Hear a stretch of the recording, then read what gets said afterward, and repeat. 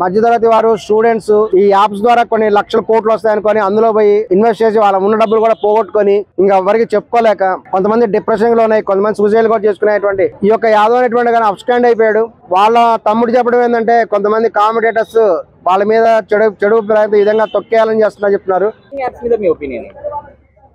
ఈ betting apps తీవ్రంగా ఖండించాల్సిన విషయం ఏంటండి. ఈ మధ్య ఏంటంటే ఈజీ మనీ కోసము కొన్ని విధాలైనటువంటి యాక్టివిటీస్ కొంతమంది చేస్తున్నారు. మనం జాగ్రత్తగా గమనిస్తే మన భారతదేశంలో చట్టాలు వేరు, అమెరికాలో చట్టాలు వేరు అని గమనించాలి. ఈ విధంగా కొంతమంది కొన్ని యాంటీ సోషల్ యాక్టివిటీస్ చేయడం ద్వారా కూడా మనీ సంపాదిస్తున్నారు. ఉదాహరణకి కొన్ని రకాలైనటువంటి న్యూడ్ వీడియోస్ ఇవన్నీ కూడా మన దేశంలో అప్లోడ్ చేస్తే అది నేరం. కానీ ఈవెన్ రామ్ గోపాల్ వర్మ లాంటి వాళ్ళు కూడా వీటన్నిటిని ఏం చేస్తారంటే అమెరికాలో అప్లోడ్ చేస్తారు, అక్కడ నేరం కాదు. ఈ విధంగా కొన్ని యాప్స్ కూడా మన దేశంలో నేరం, విదేశాల్లో నేరాలు కాదు. ఇటువంటి పాయింట్స్ కొన్నిటిని తీసుకొని టెక్నికల్ పాయింట్స్ని చట్టాల్లో ఉండే లొసుగుల్ని వీళ్ళు అడ్వాంటేజ్ తీసుకొని కొంతమంది క్యాష్ చేసుకుంటున్నారు. ఈవెన్ ఇక్కడ ఇమ్రాన్ లాంటి వాళ్ళు కూడా ఈ యొక్క చిన్నపిల్లలతో కూడా ఈ యొక్క బ్యాడ్ వీడియోస్ కూడా చేస్తూ వాళ్ళు కేవలం దీన్ని కామెడీగా కూడా చూపిస్తున్నారు ఫస్ట్. కానీ దాన్ని కూడా తీవ్రంగా ఖండించాల్సిన విషయం ఉంది. దీని మీద కూడా గవర్నమెంట్ సీరియస్గా ఉంది. ఇంకా కొంతమంది కూడా యాదవ్ లాంటి వారు కూడా ఈ యొక్క బెట్టింగ్ యాప్స్ ద్వారా కూడా తీవ్రంగా డబ్బులు సంపాదిస్తున్నారు. వాటి ద్వారానే వీళ్ళు ఈ విధంగా చేయగలుగుతున్నారు. కొంతమంది కూడా మధ్యతరగతి వారు స్టూడెంట్స్ సున్నిత మనస్కులు అందరూ కూడా ఈ యాప్స్ ద్వారా కొన్ని లక్షల కోట్లు వస్తాయనుకొని అందులో పోయి ఇన్వెస్ట్ చేసి వాళ్ళ ఉన్న డబ్బులు కూడా పోగొట్టుకొని ఇంకా ఎవరికి చెప్పుకోలేక కొంతమంది డిప్రెషన్లో ఉన్నాయి, కొంతమంది సూసైడ్ కూడా చేసుకునేటువంటి ప్రమాదం కూడా ఉంది.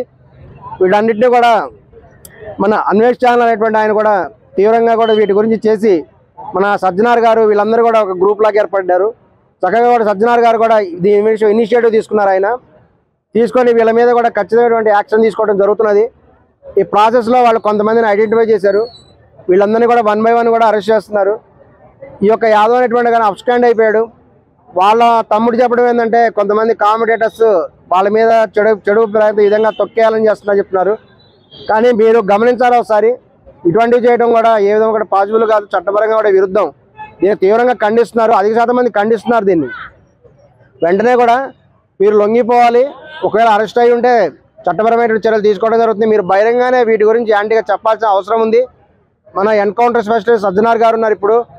ఆయన కన్నా తలుచుకుంటే నిజంగా యాంటీ సోషల్ ఎలిమెంట్ ఖచ్చితంగా ఎన్కౌంటర్ చేస్తారు.